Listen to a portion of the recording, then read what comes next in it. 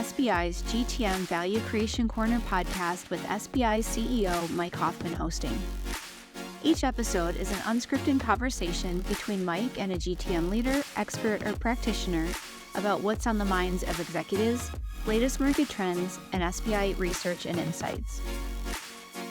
In part one of this discussion, he's joined by Nick Toman, SBI Chief Strategy and Product Officer, to explore the evolving demands from sales talent and the hiring challenges that GTM leaders have to consider in sales today. Hey, Nick. Welcome. Of course, Mike. Happy to be here. I don't know if it's too late to say Happy New Year, but it doesn't. I suppose when this podcast releases, it'll probably be. It's too late for Happy New Year. All right. So, Nick, this is going to be a good conversation. We're kicking off. It's early in 2024. Frankly, it might as well be early in any year where people are starting out, because the story is kind of the same when you get to the beginning of the year. The only time the forecast is ever right is on January 1st. But the one thing we're going to spend time today on talent and sales talent specifically.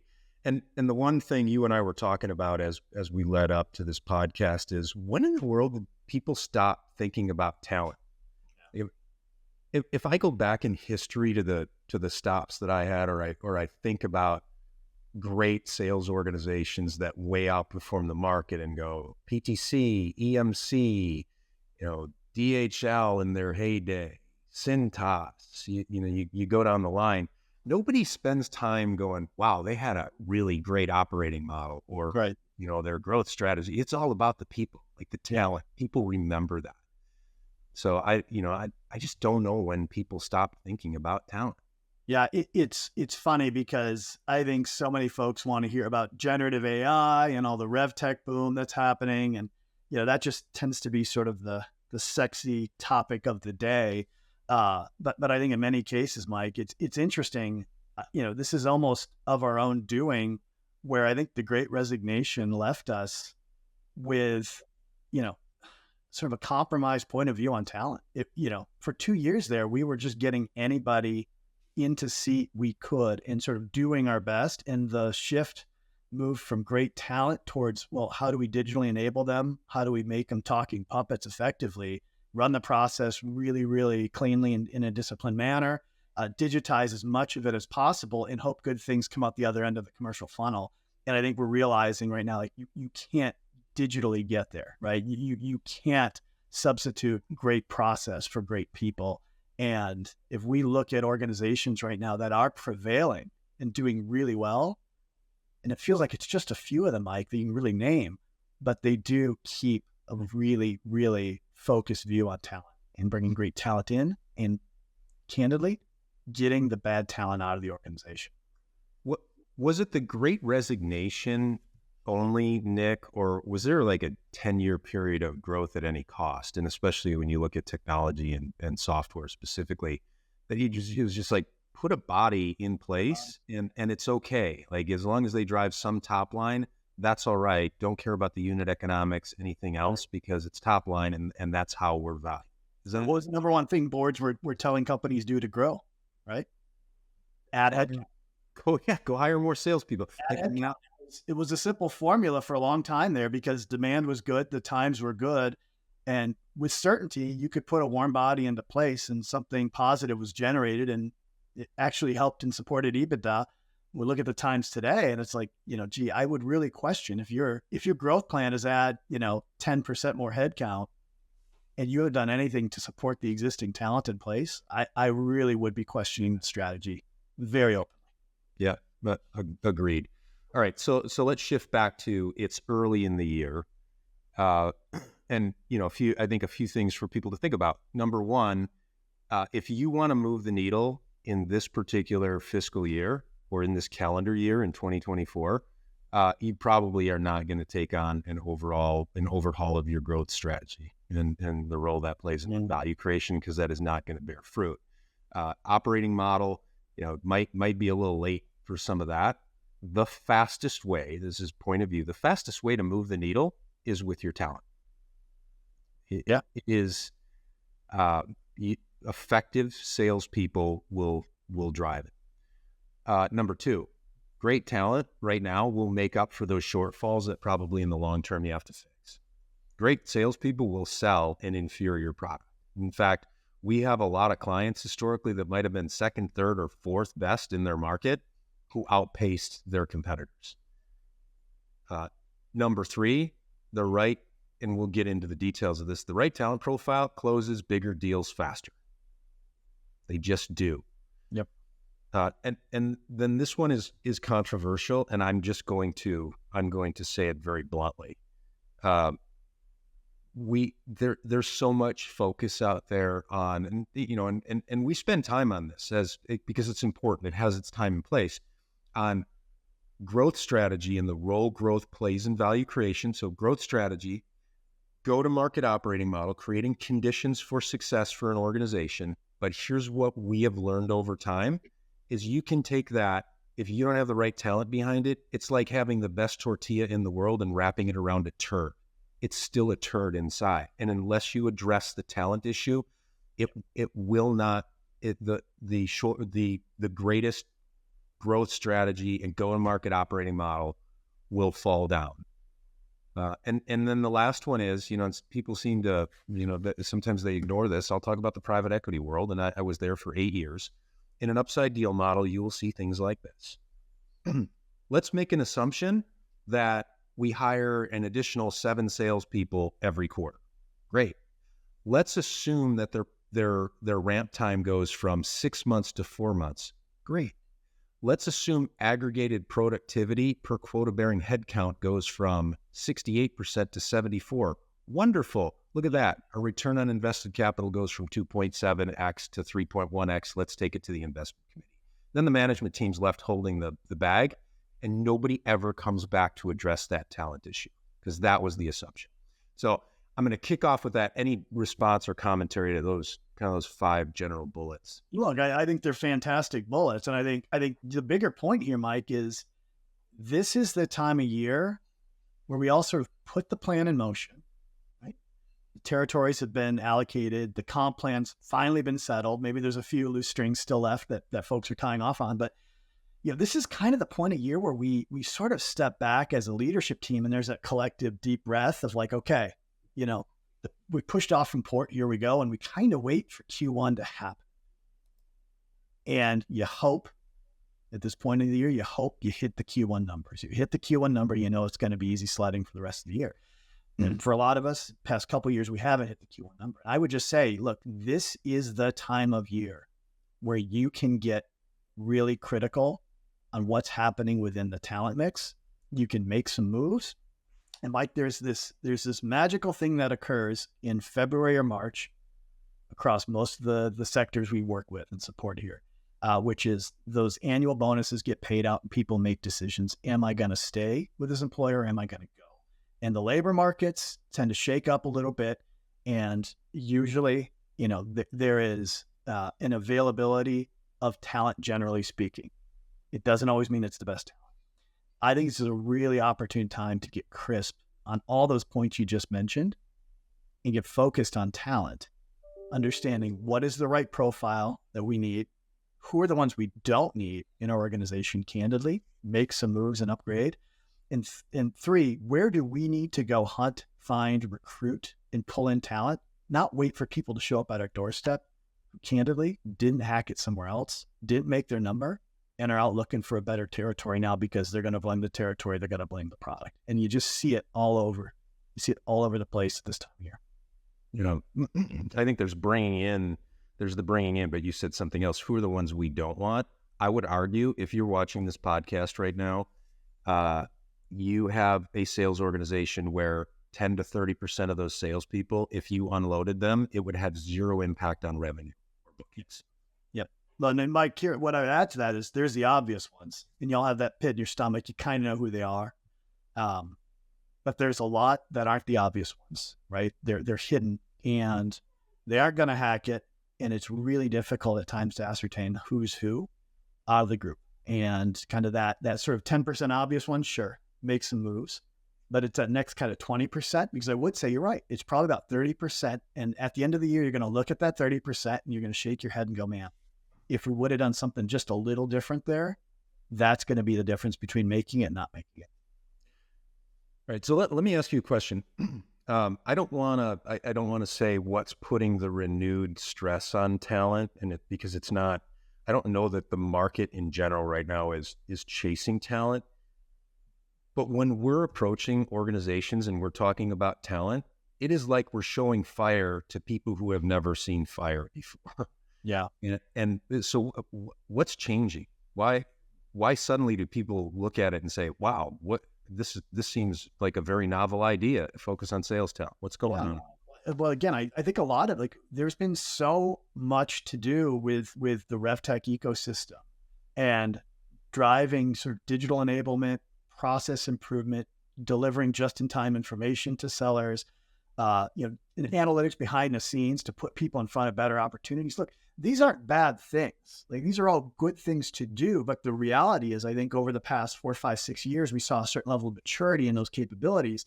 We adopted those capabilities. I'm talking we sort of at large here as an industry adopted these capabilities. And I think we saw some return on some of those things. Now, granted, it was during kind of a sideways and suppressed economy, but I do think there was some both efficiency and effectiveness that came out of it. But make no mistake, Mike, I think we were trying to enable, in many cases, somewhat inferior talent. Again, going back to this whole great resignation, that is the big thing that changed over the past couple of years is, we had to take anybody we could. So bolster them, support them with process, support them with digital tools. And I think just now we're beginning to kind of wake up from the whole digital malaise of this situation and say, okay, what's next? And I always find it funny, Mike. I've been around the space long enough to know everything's kind of cyclical. It all sort of comes back, and you've hit this point where it's you got to get back to basics on some of this stuff. And I think we're in one of those periods right now where we took our eye off one of the most foundational, if not the most foundational important point in commercial success, which is who are the people interfacing with my customers? Do I have the right people? Do they have the right skills? And that's what's changed too, Mike, over the past 5, 6, 7 years. The skill set, the competencies, the behaviors continue to fundamentally shift. And we aren't keeping pace. I mean, the number of organizations that are using profiles for hiring that, candidly, I was seeing 20 years ago, they're still there. Come on. So I think the smelling salts are beginning to kind of get broken out here. I think the questions are being asked a little bit, but I really do believe we need to lean very heavily into a critical view on talent. Do we have the right talent? I'm going to go back just a few seconds in something you said as far as the job specs for these. Are you saying that the job specs are outdated, or they're not using with a level of discipline the job specs like they used to? It's probably a bit of both, candidly. And I think here's the thing. So there's a certain set of competencies and elements within a job spec that are just going to be timeless, right? They were the same sort of differentiators in 1942 as they are in 2024. But I do think there's a whole host of shifts in how our customers think not just about buying products, but they think about managing their businesses very differently. And a whole host of different dynamics, more economic buyers factoring into the purchase decisions, Mike, more transient buyers, meaning, the buying committee on day 1 certainly doesn't look like the buying committee on day 30, certainly doesn't look like the buying committee on day 90. I think there's just a lot of challenges in how customers consume information, the amount of information, generative AI now playing a role in a lot of purchases that's flooding customers with differing points of view. These are difficult things for a customer to navigate. And when you step back and you look at the tried and true sales competencies, sort of the always be closing, follow the process, work harder than everybody else. There's an element of that is true today, that's always been true. But I do think there's a whole host of behaviors that relate more to empathetic understanding of the customer's business, both on the business dimensions, but also on the people dimensions, right? Transient buying groups, political aspects that are happening within buying. These are things that, candidly, you just don't see show up enough in today's type of profile. Foresight, thoughtfulness, planning from a salesperson to think, okay, how does the customer have to proceed here? What steps do they have to go through? And having really sound business understanding to help the customer navigate those. These are elements we're just not seeing in the profile today. It continues to be work harder, close better, show well on a camera, right? And these aren't always the aspects that really do matter. And I think we've seen some pretty sizable shifts in what we're tracking from a competency and behavior standpoint that we've got to weave into the hiring profiles and candidly the development programs that we've got for our sales teams today. Yeah. So two things come out of that. Number one, I can go back, a couple of decades when I went to PTC, and I'm almost wondering whether that's like 2.5 decades at this point. But there was very specific criteria, and there were like 7 interviews, and there was maybe a 10% hit rate if you even got to the first interview of making it through the rest of it. It was very specific, and everybody had it all on the line. So I think some of that, and again, driven by the Great Resignation, you're like, ooh, can you steam up a mirror? Great. The second thing is, Nick, how do you can look at a job, we've seen this, a job spec for a sales role. And then if you hold it up and you look at the sales team and the people who are successful, you're like, this doesn't look like any of these people. Right. How do companies need to think about, how do I identify the 3 to 5 key skills and competencies that performance is dependent on? Yeah, well, let's get factual for a minute. You're right. And if you go ask, 10 different sales managers what their hiring criteria are, you're going to get 10 different stories. And if you kind of go up AVP, RVP, VPs, all the way up SVP, CEO, everybody's going to have a different point of view on what it looks like. And what's always been interesting to me, and again, Mike, I've spent now 20 years in this space, and the number of times I've gone back to clients and said, well, here's what's driving effectiveness in your organization. And they go, oh, You're right. And it tends to be, these sort of behaviors, these competencies that aren't top of mind necessarily. I just mentioned this point on empathy. Let's talk about that for a minute. But individuals who can really put themselves in the customer's shoes from a business standpoint, right? Understanding the business, going deep. How do they make money? What are their key concerns? Really put themselves in the customer's shoes, but then also do that from the sort of interpersonal side of what they're working through as they buy something. This is a skill set that, like, when you see it, it, and you reflect on it. But in the hiring interview and in the hiring process, have you really put that at the front and center? Is it something you're stress testing? And I think you're right, Mike. We got lazy in the Great Resignation from a hiring standpoint. We got lazy. It was, oh my gosh, they've got 2 years experience in our sector. Fine, bring them in. Give them a territory, because having somebody in seat is better than not having anybody in seat. And while economically there might be some truth to that, I think we're paying the price today. And you look at the sales managers who now are in place, they got those battlefield promotions during the Great Resignation, and they're carrying terrible biases and terrible understanding of who to hire into their roles. And so I think, Mike, to answer your question very, very directly, you've got to apply some science to this. You've got to go through and understand what competencies are out there. How does my sales force currently reflect those competencies? And in what combination of those competencies is driving effectiveness in my organization and with my customers and their buying dynamic right now? Build a phenotype that reflects it, start hiring it, start developing it, start codifying that. And in 3 years' time, it will shift again. But you got to know what it is right now. You can't be using that profile from 15, 20 years ago, or the lazy profiles we developed during the Great Resignation. You just can't use it. So this drives another thing, which is, and we're hearing this on a regular basis, is the people that were driving results in the past, in one stage of our evolution, they're not performing anymore. And we don't know. So can we use the same technology to identify what is the shift that's happening on one profile was the right profile or approach in the past, that's gone, and here's why? Oh, absolutely. And this is something, Mike, we've developed a pretty sound tool to help organizations get factual about this. And you're right. We're humans. As leaders, we look at people who have been in the throes of the business for the last 10, 12, 15 years, some of our most tenured hands.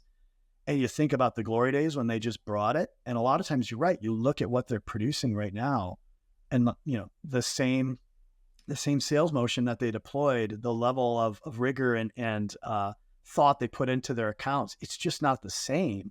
And one of two things happened, right? Either those individuals kind of got lazy, and that does happen. We do see that, right? And there's instruments we can put in place to kind of see some of that, or the market conditions, the buying conditions have changed, and they haven't kept pace. They succeeded in an era where there was a lot more natural demand. Things moved quicker. Decisions were made faster. It's just not that era right now. And you got to put yourself in the customer's shoes better. And they just struggled to do that. So Mike, to your point, you can see it irrespective of tenure. You can see it irrespective of role. And that's part of what we're trying to do with this new capability, our talent map that we're bringing to market is get factual about this so we can remove the bias, remove the stigma, and identify who really needs development, candidly, who might not be in the right role. And either we need to move them into a different role, or, maybe we need to show them the door. Tune into the rest of the conversation in the next episode of SBI's Value Creation Corner podcast with CEO Mike Hoffman hosting. Visit sbigrowth.com to read SBI's latest research, join upcoming events, or learn about SBI's GTM services. Don't forget to subscribe to this podcast and connect with us on LinkedIn.